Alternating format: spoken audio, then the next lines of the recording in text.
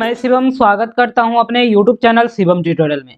दोस्तों आज की इस वीडियो में हम बात करने वाले हैं लोन और स्कॉलरशिप के बारे में। दोस्तों बहुत सारे स्टूडेंट के मन में कन्फ्यूजन होता है कि लोन लेने वाले को स्कॉलरशिप नहीं मिलेगा, तो कुछ लोग बोलते हैं कि जो स्कॉलरशिप ले रहा है उसको लोन नहीं मिलेगा। और ऐसी चीज़ होती है कि जो स्टूडेंट एक स्कॉलरशिप ले रहा है उसे कोई दूसरा स्कॉलरशिप नहीं मिलता है। तो इस तरह के टॉपिक पे आज हम बात करने वाले हैं। चैनल पे नए हैं तो चैनल को सब्सक्राइब कर दें ताकि आपको वीडियो का नोटिफिकेशन है वो ससमय मिलता है। सबसे पहले हम एजुकेशन लोन के बारे में बात करते हैं। तो एजुकेशन लोन आपको पता होगा गवर्नमेंट की तरफ से बहुत तरह के स्कीम है वो चलाए जाते हैं।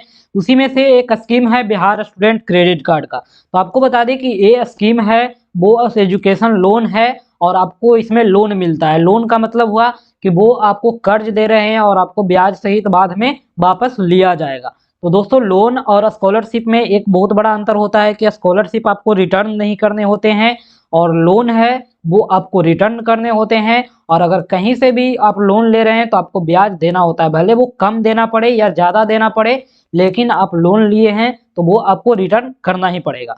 लेकिन दोस्तों स्कॉलरशिप में ऐसा नहीं है। स्कॉलरशिप में आपको बिल्कुल फ्री में मिलती है, आपको इसके बदले कुछ भी नहीं देना होता है।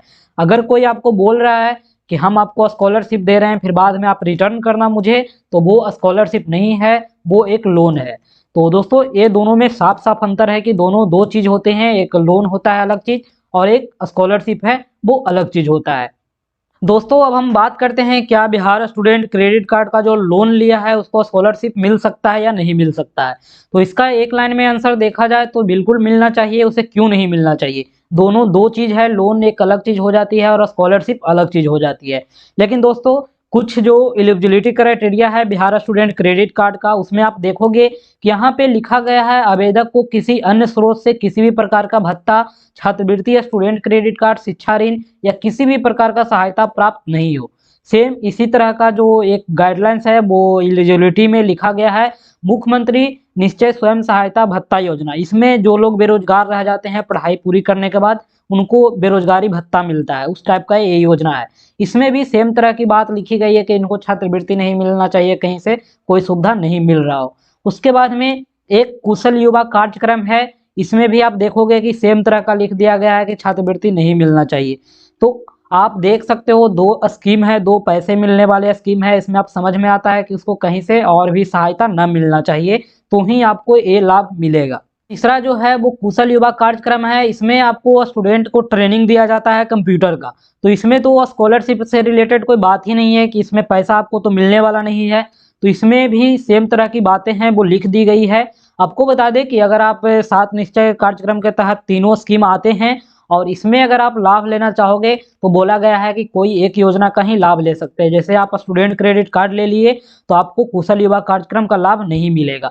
तो इस तरह की बातें हैं वो बताई गई है। दोस्तों बहुत सारे कॉलेज वाले हैं वो इसी एलिजिबिलिटी क्राइटेरिया के बेसिस पे नोटिफिकेशन निकाल दिए हैं कि उनको अगर लोन लेना है तो स्कॉलरशिप नहीं मिलेगा और अगर स्कॉलरशिप लेना है तो वो लोन नहीं ले पाएंगे। लेकिन ऐसा कहीं नहीं है। आप इस बारे में डीआरसीसी से भी बात करोगे तो वो साफ साफ बोल चुके हैं कि ये दोनों अलग अलग चीज है। आप आराम से लोन ले सकते हैं और कोई स्कॉलरशिप अगर कहीं से मिल रही है तो वो भी ले सकते हैं।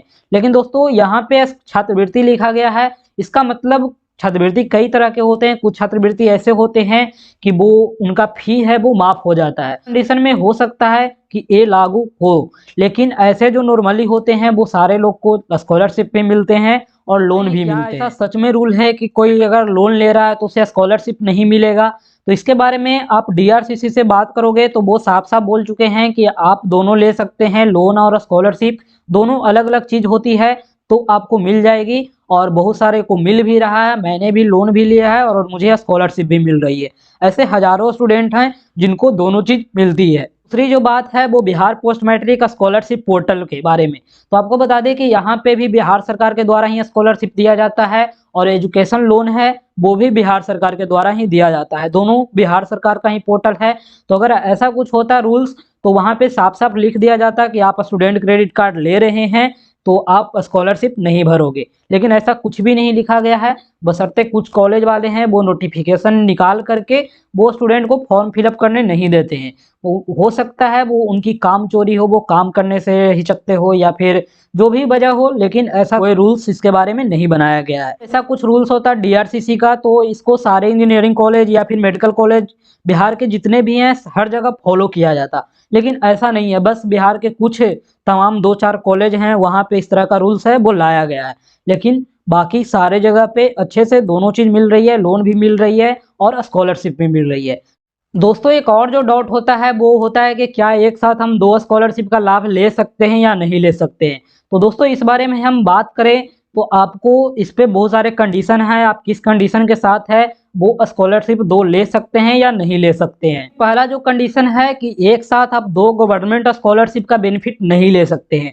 ऐसा है कि आपको स्टेट गवर्नमेंट के द्वारा स्कॉलरशिप दिया जा रहा है, उसके बाद आप सेम कोर्स के लिए किसी सेंट्रल गवर्नमेंट का स्कॉलरशिप आया उसको भी भर दिए, तो आपको अगर वहाँ पे एप्लीकेशन में आधार नंबर के द्वारा अगर आपका एप्लीकेशन पकड़ाता है तो आपको कैंसिल कर दिया जाएगा। या फिर आपका कॉलेज है वो अगर देखता है तो फिर आपको डॉक्यूमेंट है वो बना करके नहीं देगा, जिससे कि आपका रिन्यूअल वगैरह नहीं हो पाएगा।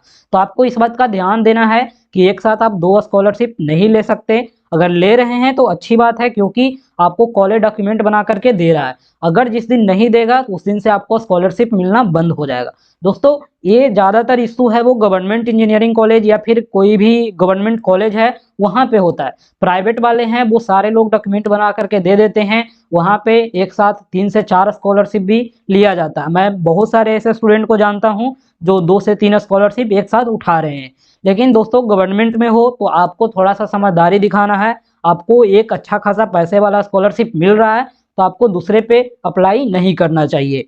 ये जो बात है वो एक प्राइवेट और एक गवर्नमेंट स्कॉलरशिप, गवर्नमेंट स्कॉलरशिप है वो मिल रहा है अच्छी बात है, लेकिन प्राइवेट कहीं से आया है तो उसे आपको अप्लाई कर देना चाहिए। अगर सिलेक्शन होता है उसके बाद कोई इश्यू करता है कॉलेज डॉक्यूमेंट देने में तो आप एक को छोड़ सकते हैं, जिसमें पैसे कम हो उसे आप ड्रॉप कर सकते हैं, कोई दिक्कत नहीं है। लेकिन आप अप्लाई दोनों कर सकते हैं। एक और जो बात है कंपटीशन बेस्ड स्कॉलरशिप के बारे में, आपको कोई स्कॉलरशिप है वो मिल रहा है लेकिन कोई और ऐसी कंपटीशन आई है उसके बेसिस पे आपको स्कॉलरशिप मिलेगा तो आपको अप्लाई करना चाहिए, क्योंकि दोनों अलग अलग चीज़ें हो जाती है। सरकार अपने तरफ से दे रही है और लेकिन जो दूसरी है वो आप खुद से कंपटीशन के थ्रू जा रहे हो तो वो आपको मिलेगा और आपको इस पे कॉलेज भी डॉक्यूमेंट बना करके देगा। तो आपको दोनों अप्लाई करना चाहिए इस कंडीशन में। और जो बात होता है कि किसी को स्टेट गवर्नमेंट के द्वारा स्कॉलरशिप मिल रहा है उसके बाद वो चाहता है कि कोई दूसरा स्कॉलरशिप मैं भरूं। दोस्तों होता क्या है कि स्टेट गवर्नमेंट के द्वारा जो मिलता है उसमें बहुत ही कम अमाउंट मिलते हैं।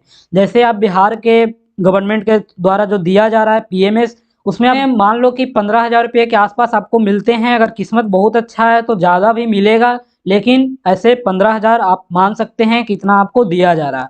लेकिन कोई ऐसा स्कॉलरशिप आता है जो मेरिट बेस्ड हो, उसमें आपको लगता है कि मेरा सिलेक्शन हो सकता है तो आपको वो स्कॉलरशिप भरना चाहिए। अब दोस्तों कॉलेज के पास जाओगे तो कॉलेज बोलेगा कि आपको पीएमएस मिल रहा है तो आप दूसरा स्कॉलरशिप नहीं भर सकते हैं, लेकिन आपको वहाँ पे समझाना होगा कि ये स्कॉलरशिप मेरिट बेस्ड है, इसमें अगर सिलेक्शन मेरा हो जाता है तो मैं फिर एक स्कॉलरशिप को ड्रॉप कर दूंगा। जैसे बिहार पोस्ट मैट्रिक है वो कम अमाउंट दे रही है, लेकिन ज़्यादा अमाउंट वाले स्कॉलरशिप में आपका सिलेक्शन हो जाता है तो फिर आप बिहार पोस्ट मैट्रिक को ड्रॉप कर सकते हो। क्या ही दिक्कत है, कौन नहीं चाहेगा कि मुझे ज़्यादा अमाउंट वाले स्कॉलरशिप मिले। तो इस बेसिस पे आप अपना स्कॉलरशिप फॉर्म फिलअप कर सकते हैं और कॉलेज को एक एप्लीकेशन देंगे तो कॉलेज डॉक्यूमेंट बना करके भी देगा। दोस्तों बशर्ते कि जब आपका सिलेक्शन हो जाए तो आप एक स्कॉलरशिप को ड्रॉप कर देना, यानी कि उसे छोड़ देना। प्राइवेट कॉलेज में हो तो आपको दोनों मिल जाएगा, कोई दिक्कत नहीं है, लेकिन आप गवर्नमेंट में हो तो यहाँ पे थोड़ा सा परेशानी होता है क्योंकि वो ऐसे डॉक्यूमेंट बना करके जल्दी नहीं देते हैं। तो आपको कोई स्टेट का स्कॉलरशिप मिल रहा है उसके बाद भी आप चाहते हो वो दूसरे स्कॉलरशिप को अप्लाई करना तो आप जरूर करें, क्योंकि मेरिट बेस्ड में होता क्या है कि आपका चांसेस 50-50 होती है, आपका हो भी सकता है नहीं भी हो सकता है। आपको स्कॉलरशिप भरना चाहिए और जब सिलेक्शन हो जाए तो आपको एक स्कॉलरशिप है उसे ड्रॉप कर देना चाहिए, यानी रिन्यूअल के लिए आपको अप्लाई नहीं करना चाहिए। तो आप स्कॉलरशिप जरूर भरें। वीडियो पसंद आए तो लाइक करें, अपने दोस्तों में शेयर करें और किसी भी तरह का कोई इन्फॉर्मेशन चाहिए आप जरूर कमेंट करें। Thank you.